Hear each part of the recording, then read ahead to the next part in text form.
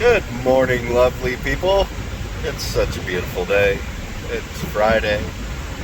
Shop's actually closed, and I'm supposed to have a 4-day weekend, but well, I actually did sleep in a little bit. It's about 9:30 in the morning.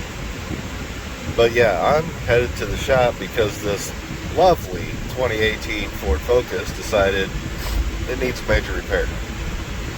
Awesome dual clutchness.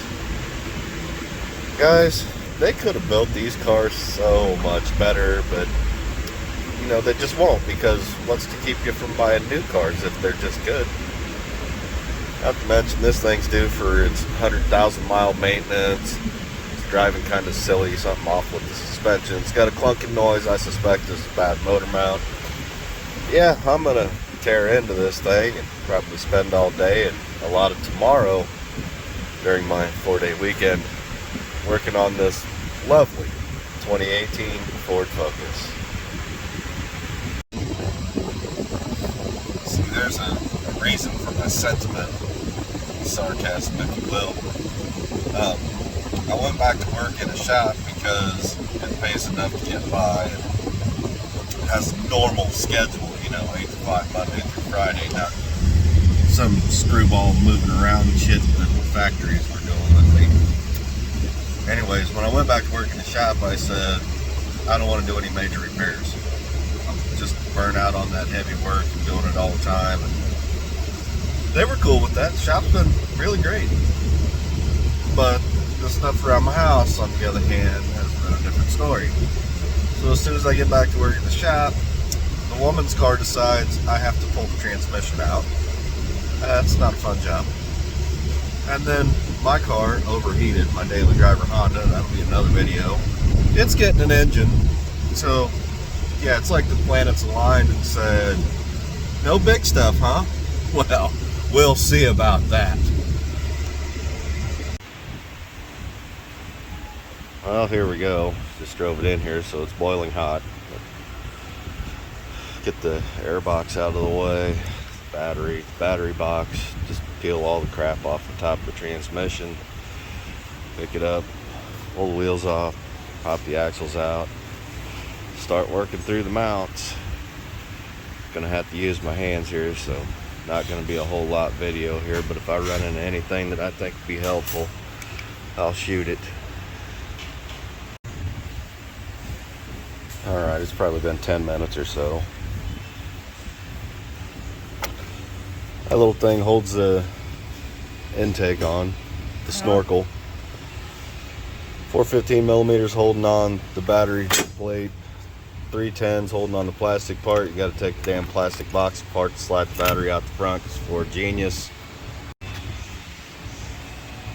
So the air cleaner's a couple pieces. This is the bottom part. You got a screw clamp right there that screws onto the throttle body. This whole thing just pops out. I think I can pretty well access everything. Looks like I can get to all the bell housing bolts. Got some wiring connectors, vent tube, shifter cable. I'll just stick my trim tool in there, like this guy, like so. Pop that guy off, and then it'll come out of this clip back here. This is the clutch actuator. There's two of them. Unplug these guys. There's a lock right there, and then this slides out and it like cams out. Then there's the light. Two plugs onto the transmission control module there, also cam locks. I mean, it doesn't look too terrible so far. Just got to peel all the crap off of it, get the bolts out.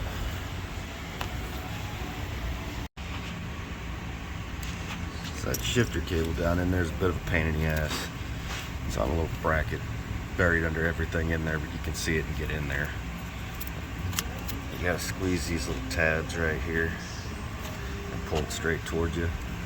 When you come out of that bracket, and take those two 10 millimeter bolts out of that bracket because they're right in the way of a bell housing bolt. So these are the locks holding the wires onto the actuators. So that little yellow piece right there, you can actually push it from this side. Get a hold of it. That's the secondary lock. And it in there. See where it's got these little tabs. Squeeze, pull out, wiggle it off at the same time. See how it's separated right there as I pull this out. That's how you pop those off. There's a lever on those ones. For this little guy, had to pull this little gray lock out and squeeze it like this, pull it off. Another one down there, similar, pull a little secondary lock out. It's full of dirt, so it ain't gonna just pop right out. Anyways, pull the secondary lock out, squeeze it, pop that off. There's another one down there. Got another actuator on the front side. I'll have to get that from underneath. Probably gonna get the trans control module from underneath or take out the splash guard. But just keep peeling away at it. None of this stuff is terribly hard. The harness itself is clipped on transmission with these little toothy guys, little gators. They just slide on like that. Just use a screwdriver or a trim tool or something and slide them off. They'll pop right off. So I got everything peeled loose from back here.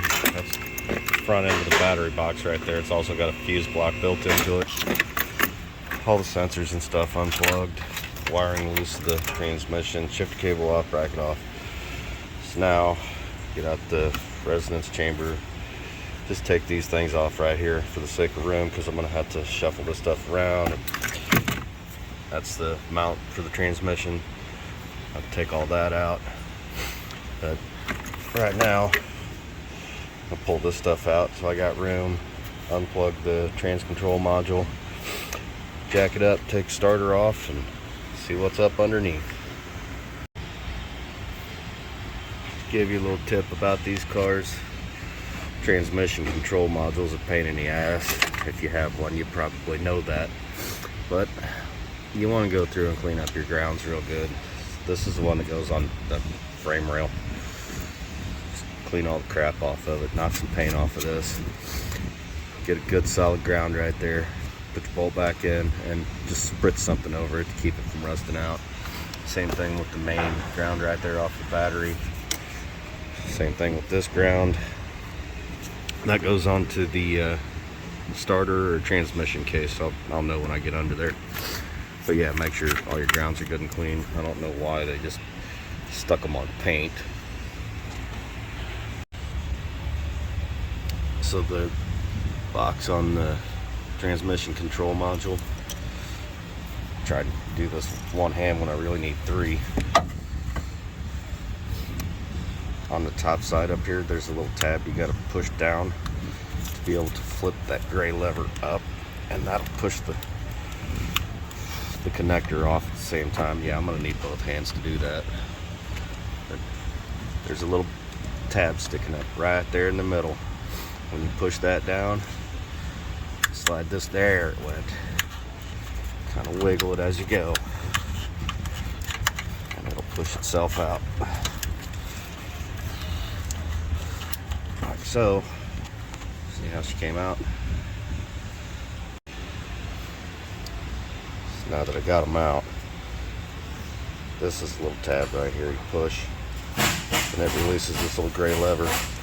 Wiggle the whole thing as you're pulling on this gray lever, and it'll kind of push it off. Make sure you go all the way. Once it's free, it'll just slide right out.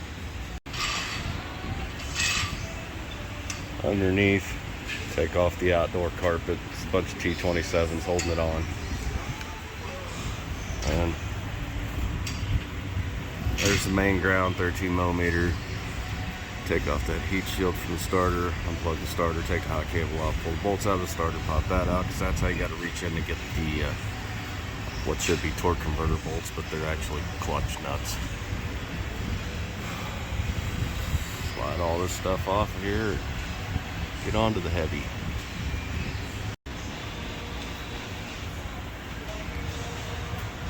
That little thin piece of sheet metal right there is not a heat shield. That's how nerds win awards.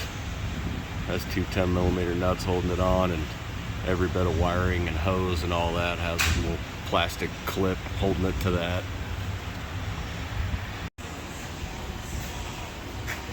Getting the axles out, single use nut, smoke that guy getting it off. Ball joint, it's a T55 on one side and 18mm on the other. Push the bolt out, pull the control arm down, get enough room, pop the axle out of the transmission. You want to lube these up with a little bit of penetrating oil, PV blaster, oil, whatever you got, WD-40. Stick the controller, pry bar in there between the control arm and the spindle. It'll slide apart. Well, with some custom, it'll slide apart. I got this thing juiced up, PV blaster. Sometimes they get a little sticky in there. You might have to work it back and forth, but hey, here's the word to the wise. If you got a big green pecker, don't be afraid to use it. We just work it in and out with the big green pecker. Oh, missed. There we go. Yeah. You like it when I hit you with the big green pecker, don't you? But yeah, work it back and forth a couple of times. She'll pop out of there, give you enough room. Move the spindle. Of course, it's not hung up here. Grab the pry bar.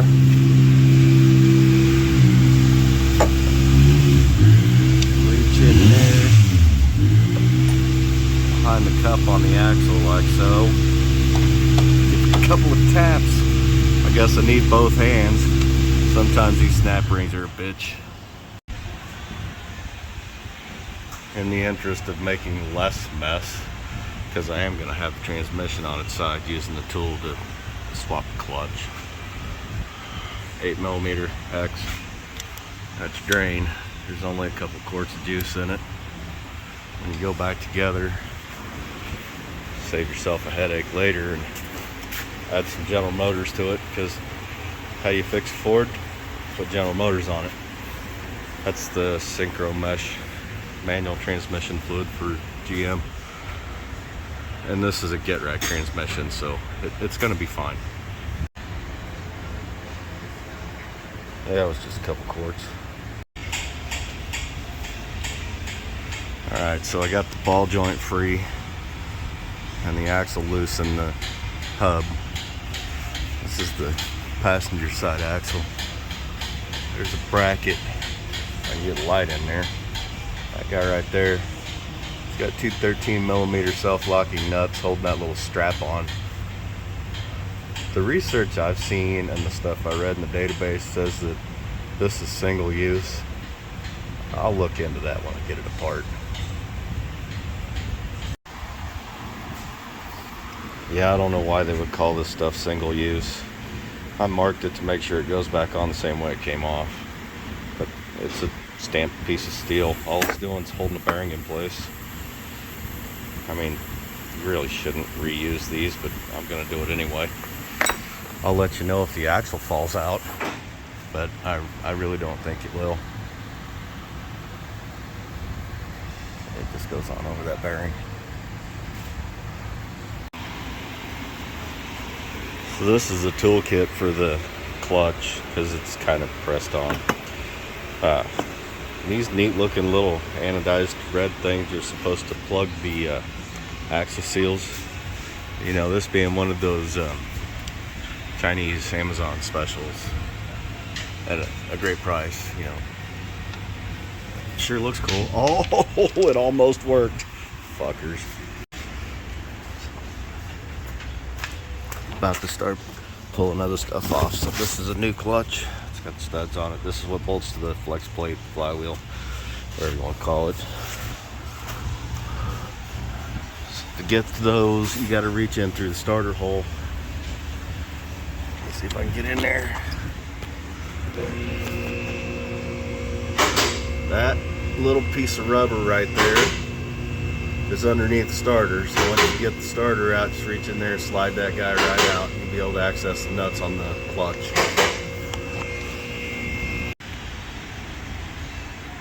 So you want to get your ratchet, get on that bolt in the middle of the crank pulley, like so.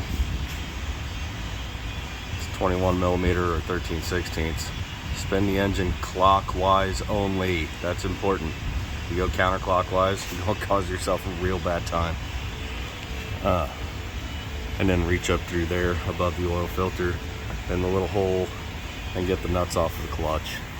That's what I'm gonna do right now. Alright, so I got everything off the transmission.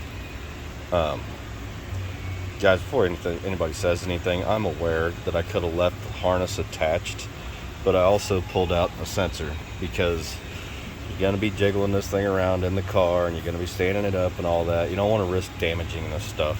So I took the harness off, took a couple of sensors out just to minimize the risk of breaking something. All wiring off, shift cable off, all the nuts are off the clutch.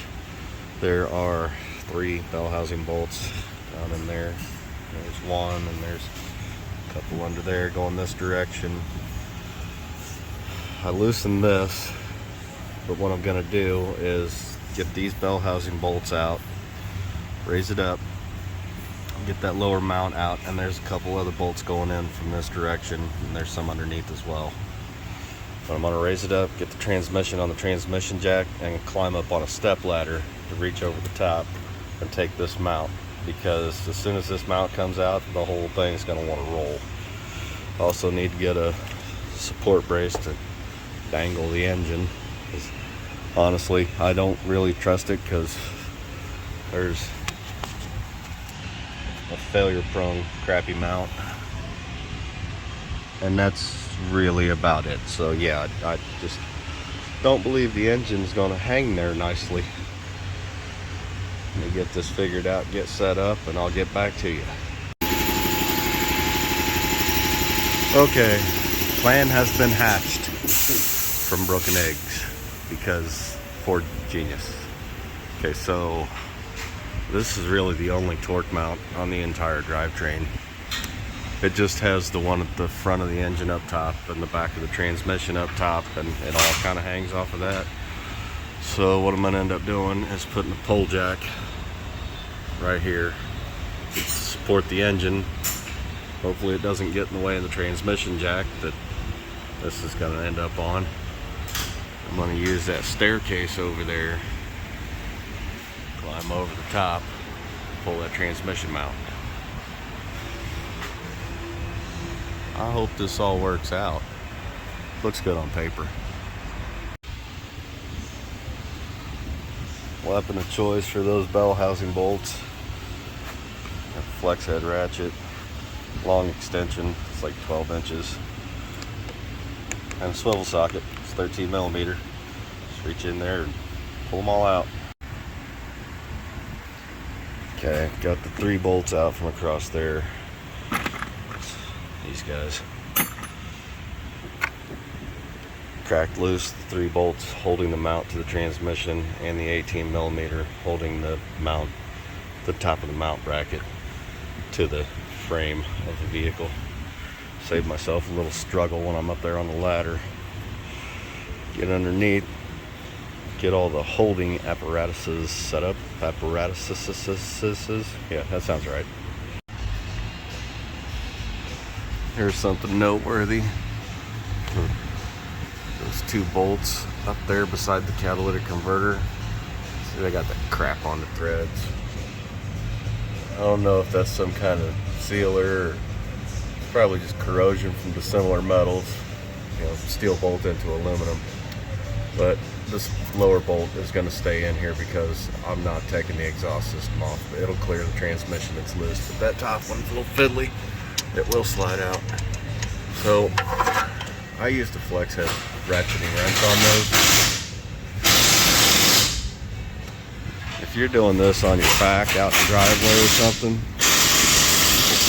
those things are probably going to make you hang wide. So there's the setup I got going on. The pole jack here with the rag. Try not to mess up the oil pan, but I'm going to put it on these ribs back here because you don't want to push on the oil pan in here. It will break. And then try to keep the transmission stabilized on the jack. Get a couple ratchet straps and throw around that. I got everything loose. All I got to do is attach the transmission to the jack and really just finger out the hardware. It's out. Didn't have to move the engine, didn't have to mess with the cradle, nothing. Just kind of slide it toward the front of the car as you're going down.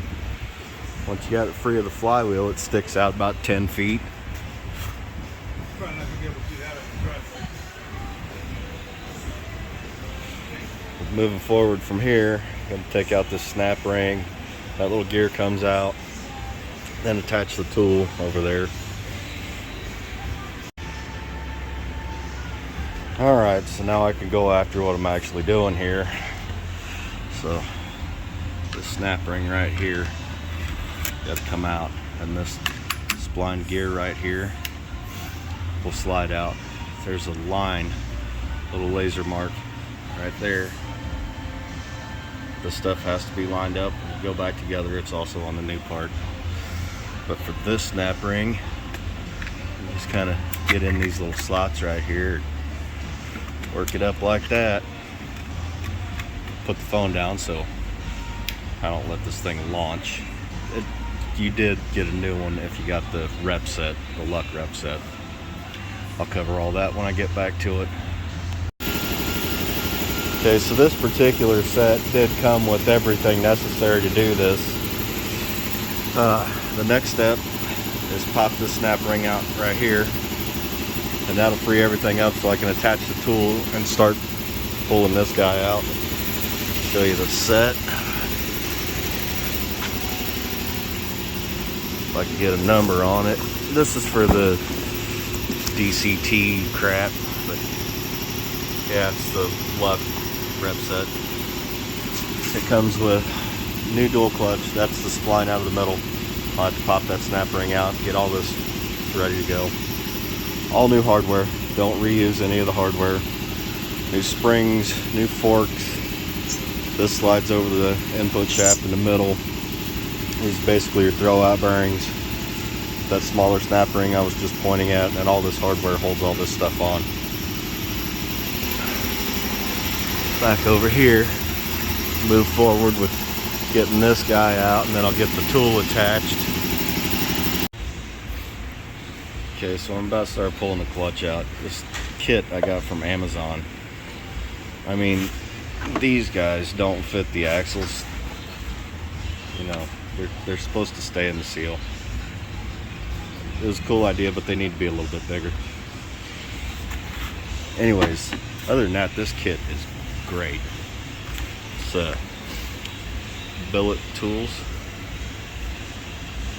There's the number. So what we got going on here is this is the main part of it. Display that. So you want to get it lined up where you got these little cutouts on the outside of the transmission bell housing. So you can put these fingers in there, and these are the nuts I took off the clutch to begin with. But you'll see that one of these is offset a little bit while the other two are straight. That's because this hole is a little bit off from this hole. So you want to pay attention to that. Whoever designed this tool was just brilliant. But set this guy on there.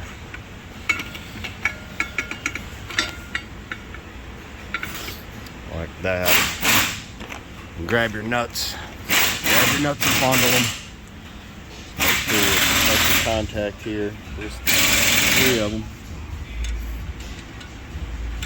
Put these nuts on here that holds the tool secured to the clutch.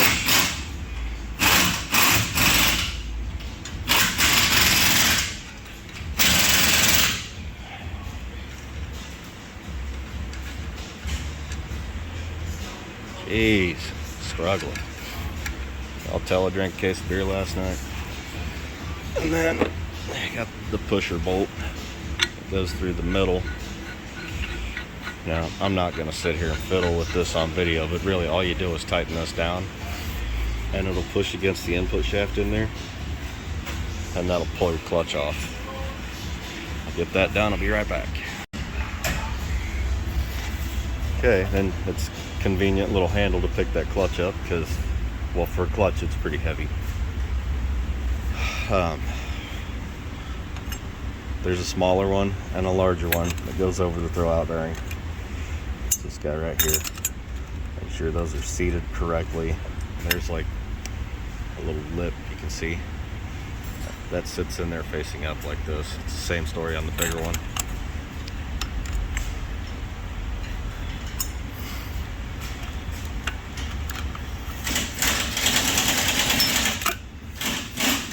Okay, so there are two parts of this throwout bearing. It just lifts out of there like so. So what you want to look at is how it lines up on the forks. See the fork coming in, there's one finger of it, there's another finger that sits on there like that, and then you can't really see the lower one, but you want to make sure you got that one the same. It sits on these little tabs. Damn it, Ronnie, get the camera together. These little tabs right here sit on the fingers of the lower fork. If I remember correctly, there we go. Yes, it will only sit all the way down in there one way. Don't have that messed up because you don't want to break something, you don't want to take this damn thing back out. Okay, so yeah, it's slotted. See those little slots right there? Coincide with the little slots right there.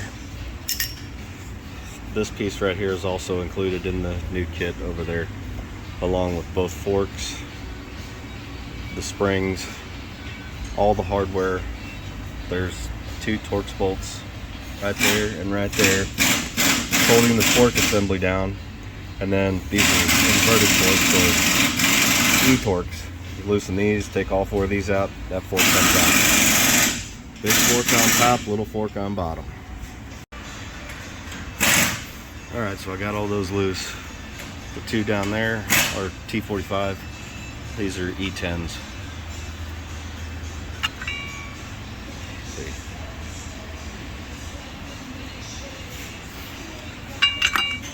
There's some stuff on YouTube where you can use regular sockets and hex bits to fit in that stuff, but be careful, you'll tear shit up. Almost missed a step. You gotta take out your clutch fork actuators. These are also E-sockets. Just yeah, those guys are E8s, 4 on each one, and there's 2 of these. Take them both out. All this stuff will come out. So with your shift actuators, after you get the 4 little E-Torx bolts out, these little guys, they might be a little stuck in there, but you can pry right there. Just be careful, but really you just wiggle it, twist it a little bit, and pop right out. These are both the same part number. You can switch them and all that, so they only go in one way, and you'll have to get it splined right to go back in. But just keep in mind how it comes out. There's really not that much to it. So with that out, all these guys will come out now. The old forks. Come here. And then there's 3 little Torx bolts holding the sleeve on. That new replacement's in the kit. And you want to pay particular attention to these areas right here. Clean all the stuff out of here, clean enough you can eat out of it. But this is what your forks roll on with those rollers right there. So you want to make sure this stuff's absolutely clean. When you're getting into this, you want to make sure that there's no evidence of leakage. There's 2 seals on these input shafts. One in here and one down here. But I got the bolts out of that. So to see that little finger, how it fits in that little slot right there. Because this part right here is what clocks everything. It keeps the forks in position, the throwout bearing, all that stuff. So I'm not seeing any evidence of leakage, and I don't know if I'm going to be able to see in there, but this does have the orange seals, which are the better ones. So we're not messing with the seals. We're going to clean out this bell housing and start throwing her back together. So to start with, I'm just hosing this out with brake cleaner. Try to keep as much brake cleaner off of your seals as possible because it can potentially damage them, harden up the material, all that. Alright, so I got it all cleaned up, about to start going back together. The torque specs on all this stuff in here is really nothing, so don't go crazy. Obviously you should torque the manufacturer recommendations, but I'm just using a 1/4 inch drive ratchet. Been doing this long enough that I think I'll be okay, and I am going to use thread locker on everything in there. Okay, so I'm going back in with the new forks, and you got to pay attention to these parts because sometimes they're all just laying loose in the box. But these numbers right here, focus, see where it says 2271997? It's the same thing over here, and that is also on the fork. You have to match up those numbers. Those two go with that fork. What we got here? 32011, something like that. 010. That's the wrong number. There we go. 0032. 0032. 0032. Those are all set. So when you're putting these in, wow, my focus just went haywire.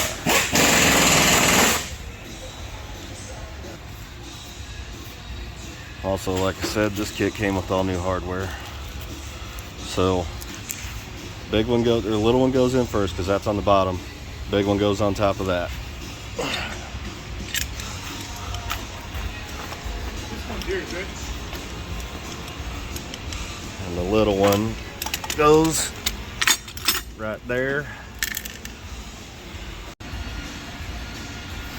Obviously I'm not going to put the bigger one over it, but it's the same process.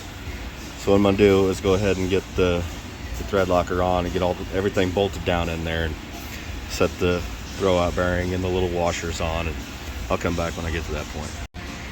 Also worth mentioning, there's a little hole. See that little hole right there in the middle of the fork? There's a pin sticking up down there. You want to make sure that thing's seated on there. Okay, so there's a quirk to these little springs too. I don't know if I'm going to be able to show it on camera or not, but if you look at the shift fork where they go and them holes right there,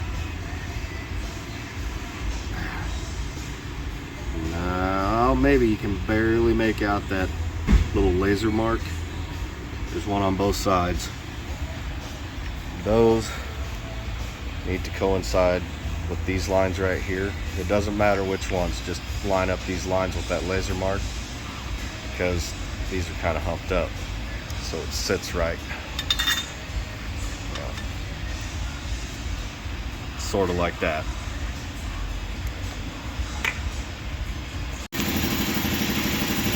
Alright, the forks are in, everything's torqued up, everything's thread locked, all the numbers match, everything's in the right position. Wow, why is the clutch job so complicated? Now, the throwout bearing, this guy, it'll only go in there one way because of those little notches right there. The biggin goes on that biggin.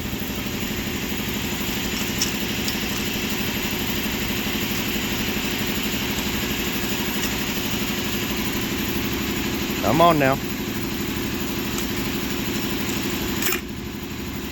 Like I said, it'll only drop in there one way. I am going to go ahead and use just a tiny bit of grease on this guy right here and these fingers. Just a tiny bit. I'm not sure if that's going to collect crap, or I don't know, maybe I won't. This thing really doesn't fit tight on there, so I can't imagine it's going to get hung up. Now we'll just go with it like that. Anyways, the washers. You got these two washers over here, a big one and a little one. Big one goes on the bottom. You want it with that ridge facing up, because that sits over the top of the bearing, like so. Same thing for the top. You want to make sure these things are in place whenever you go to mashing the new clutch on, which is what I'm going to do next. I'm at that point. I'll have to figure out how to use the tool in reverse. So once I got all that set up, finish this up. So like I said several other times, everything's got to be just so. This little line right here, when I put this piece back in here, that has to be lined up. But I have to take this out because remember, there's a smaller snap ring that goes underneath that. Get all this stuff apart, start getting it in there. Alright, so I just reattached the tool in the remove position to the new clutch to help sit it in there, because these edges are really sharp and that thing's kind of heavy and it sits down in there quite a ways, so this just made it a lot easier to handle. What we do here now, take all this stuff back off, and to use it in reverse mode, we're going to use those bolts and bolt this down tight to the bell housing, and then use this to push down on that inner race of that bearing to get it seated to get the new snap ring in there. I'm sure this is going to be a little fiddly and there's no way I'm going to be able to do this with one hand, so here we go. So there is one more small complaint about the tool. These instructions are crap. I mean, you kind of got to figure out how to use it yourself. So what was supposed to happen here is that thing's bolt solid, and there's several holes in it, you see around the outside, to bolt it down to the bell housing of the transmission to push the clutch down, because that snap ring goes right there. What I ended up doing is taking the tool, this is actually for pushing the clutch on there. You can see what's going on because it's got that little cutout in it right there. But I just used a little red pecker. I mean, you don't have to beat the crap out of it, just a few little taps and it'll drop on there. Now I'm going to fight that snap ring back on, and then put that spline back in and its snap ring. One of these snap rings is directional. I'll have to get it out of the package, but you have to pay attention to it to make sure you get it on, because put it on upside down, it might snap off. It's not supposed to be a snap off ring. So yeah, there's a taper. I don't know if I can focus on it. Come on. See how there's a taper? That means it goes on like that. Pretty sure, because it's going to dig in around the shaft. Okay, I may have stated that wrong, but just to make sure I got it. Okay. Focus on here. See how those are angled? You want it up like that on the shaft. Like so. And you will fight using regular snap ring pliers or something like that, but if you don't mind selling your soul for, you know, 8,000 weekly low payments of $40 forever, come on. Snap-on SRP 5A. These are made just for these snap rings, but I'm gonna need both hands. So you can see there's like that little divot right there, so it can grab on and hang on to it without it flying away. Open it up just a little. Do not overextend it or it won't hold on. We get this back on there and then get onto that. Okay, so using the snap ring pliers, it's still kind of tough to get that thing on there. It holds quite a bit of pressure, but I usually like to go around and, you know, just give it a gentle tap downwards and inwards. Obviously I'll need both hands for this too, but just to make sure this thing's seated right. Okay, that one's all good. Now for the spline. Got a mark here. Is that a mark? Nope. But this guy Remember the little lines. And this has to mesh in on these and here. And it'll slide down in the hole right here. And that will be lined up, but evidently it's going to give me a little fit, so let me get it all rigged up here. Alright, so what I had to do to get that in there was kind of rock the clutch back and forth a little bit, because it was setting off a little bit where the teeth were catching up just on the edge. But yep, all lined up. If you pay attention to snap rings, you'll feel on the edges how they're like pressed cut. One side is a little bit rounded and the other side's a little bit sharper. Now on this one it's not going to be absolutely critical, but I usually like to put the sharper sides up and try to line these things up where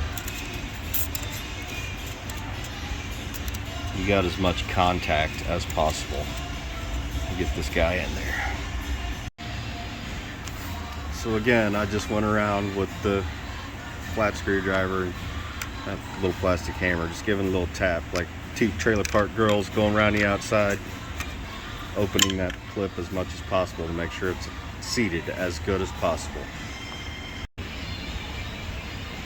Okay, so that's the clutch installed. The next step, actually, I don't know, I might not want to unlock it just yet, but you take this little tool right here and it goes in the hole where the actuator goes. See that spline? Put this in there, turn it counterclockwise, and it'll be loading up spring pressure. The clutch comes locked for shipping purposes. But you want to turn it until you hear a click and then hold some pressure on this tool because it'll spin back under spring pressure. You don't want it to just fly. You got to do that to both actuator positions and that'll be ready to go. Okay, now something else noteworthy, because this thing is way overcomplicated. Okay, you see that little mark right there, the little triangle? That coincides with the flywheel because it's all got to be in the exact right spot. Okay, so looking at the flywheel on the engine, see that little triangle? Those guys need to kiss. So also, just like I cleaned up the inside of the bell housing, I'm going to clean up the flywheel and the back of the block. You don't want any contamination in there if you can avoid it. Yeah, now it's clean enough to lick it. Okay, so for those triangles, I'm going to rotate the engine until this guy is the first bolt, or the first nut I'm going to put on. It's going to come through this hole right here.